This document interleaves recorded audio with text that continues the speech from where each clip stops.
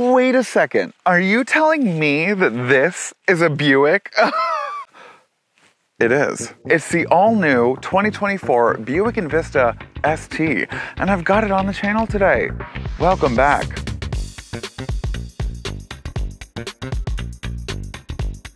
Welcome back to SparkPlug TV. My name is Chris, and I do car reviews for literally everybody, not just car enthusiasts.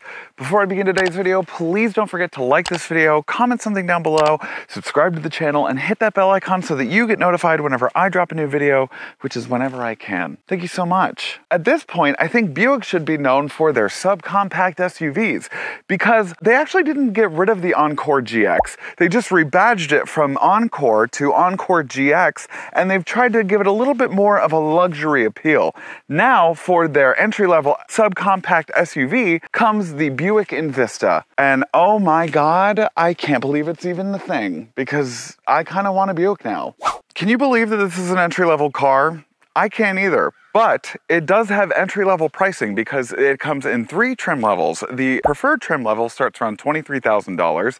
This is the Sport Touring, or the ST, and it starts around $25,000. And then you have the Avenir, which is the top-tier model, starting around $29,000. Now, this ST model does have a few added packages to it, and so this MSRP is $29,000. Still, it's a lot of car for $29,000, and we'll get into that in a second. Well, I'm pretty surprised at the powertrain that they chose for this. It's the 1.2-liter turbocharged 3-cylinder engine that outputs 137 horsepower and 162 pound-feet of torque. It's got a top speed of 112 miles an hour, and it gets 0 to 60 in about 9.3 seconds. Now, I know that that sounds like a really slow engine, but this only has a curb weight of about 3,100 pounds, which you don't really need a ton of power to get this thing to go along. It's not that bad. Plus, it's got a front-wheel drive drivetrain and a 6-speed automatic transmission. I'm just grateful it doesn't have a CVT, okay? Not only is this a subcompact, but it's a subcompact sportback. It's not offered in any other variety, it's just a sportback. And honestly,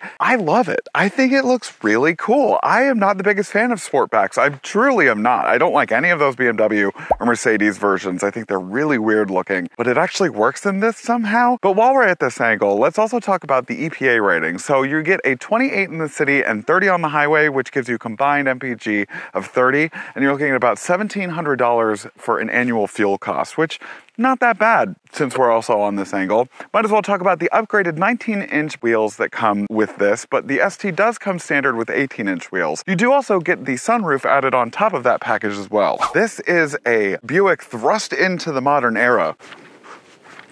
And it's apparent in the Buick logo because they have gotten rid of the shield behind the 3 shields, and they have kind of made them more modern. At least they still have the same 3-color Buick logo, at least. It's not too bland, it's not too modern, but it's just modern enough to make it more relevant. Additionally, I just love the way that it looks. The overall styling is actually based off of their Wildcat concept car, and you can tell that that's evident in the daytime running lights that are stunning and gorgeous and have these diamond little details on them. These headlamps are so cute and little, and they're also LED. Again, entry-level car with LED headlamps. That's pretty intense. It also has some chrome accented styling, some silver accented styling down at the bottom of the bumper. And then I really like the mesh grille. The mesh grille is a really nice touch. It's not too big, it's not too small, it's just right. Am I Goldilocks?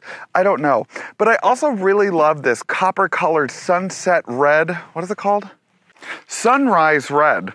It's a really nice sunrise red metallic color. It's basically copper, and it's really cool. Some people don't really like the ostentatiousness of it, but I do. Yes, and here we are at the sport back of the Envista.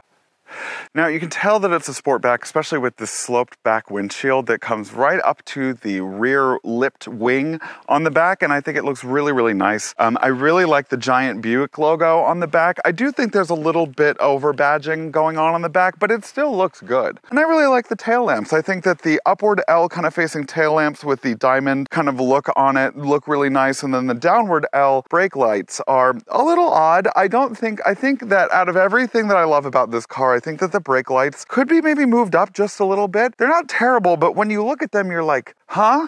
Those are the brake lamps? They are. They're the brake lamps. And I just think it's a funny placement. I don't know. It doesn't really fully take away from the overall loveliness of the Envista, but it's still kind of funny. Entry-level car.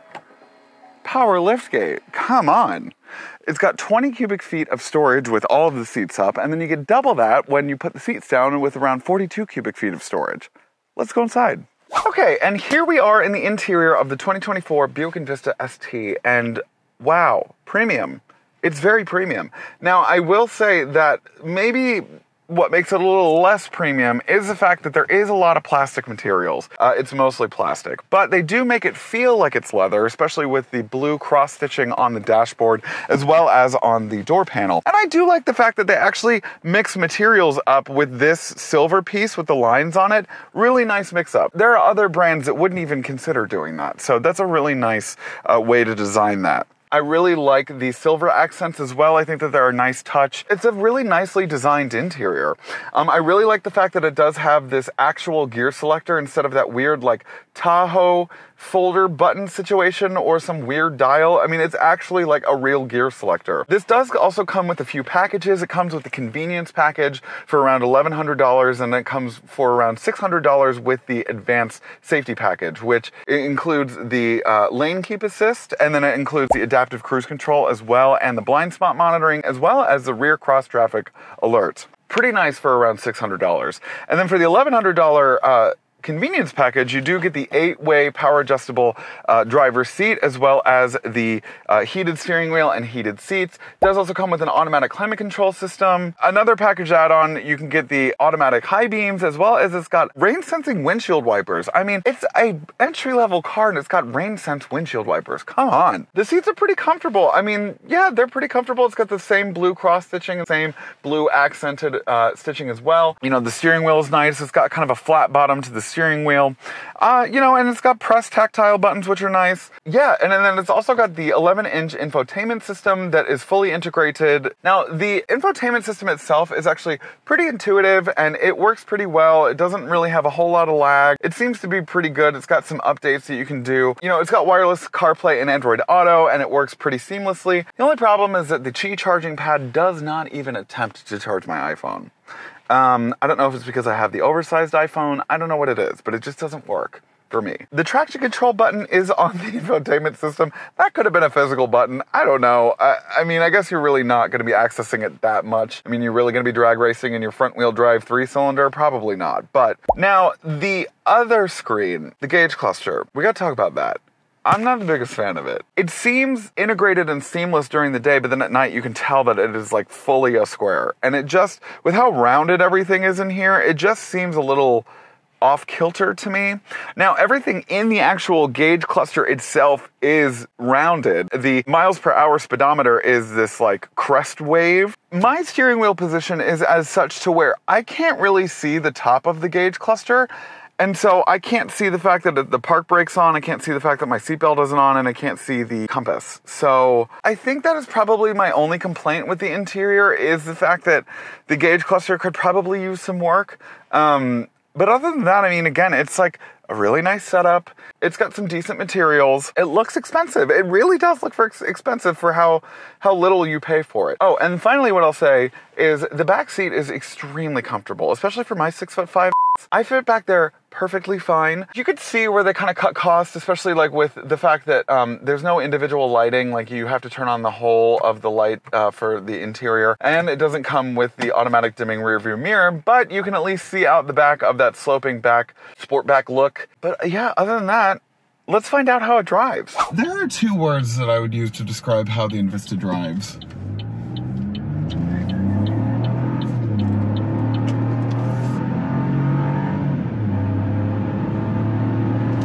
Surprisingly well. I'm not gonna lie. I am not gonna lie. It is surprisingly quick for how slow it's supposed to be.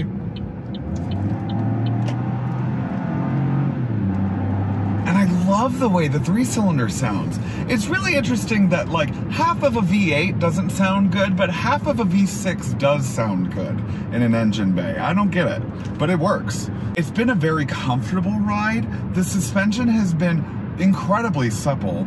Now, I haven't really been dynamically driving this around that much because really I'm not gonna be doing that if I'm dailying this, and I don't think anybody else really will either. But again, For 167 pound-feet of torque and 132 horsepower, it really wants to get up and go.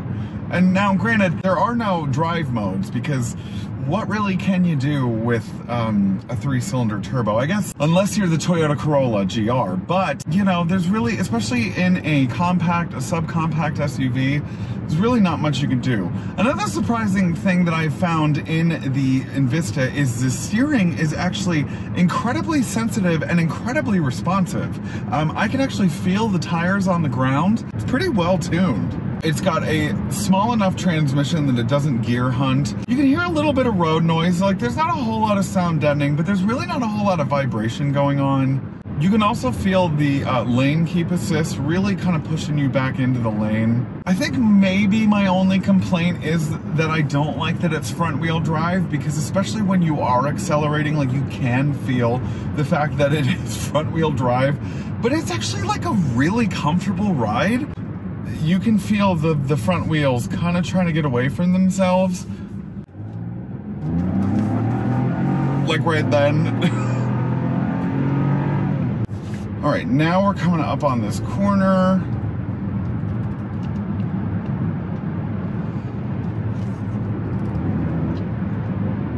Okay.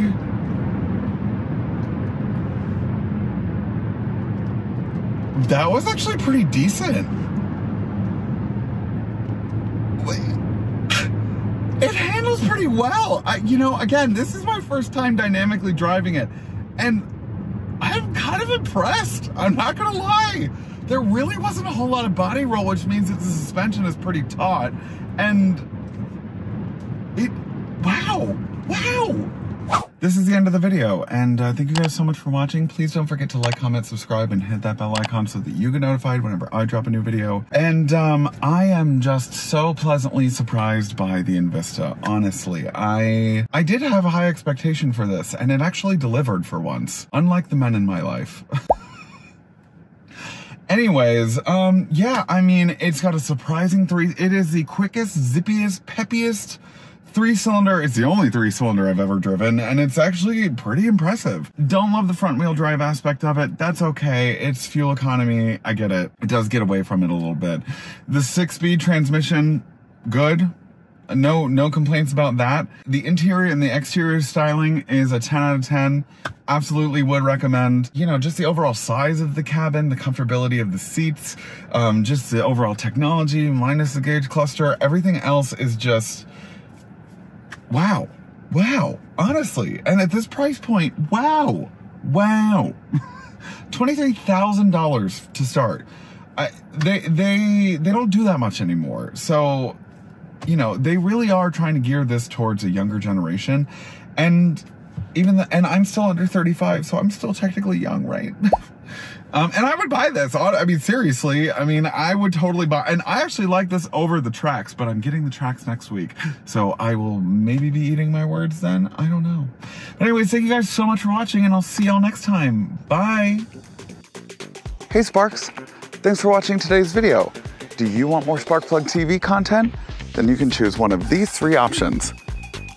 Right over here. The middle button is to subscribe to my channel, so please do that. Right over here. These 3. I can't see them in real life, but they're right here.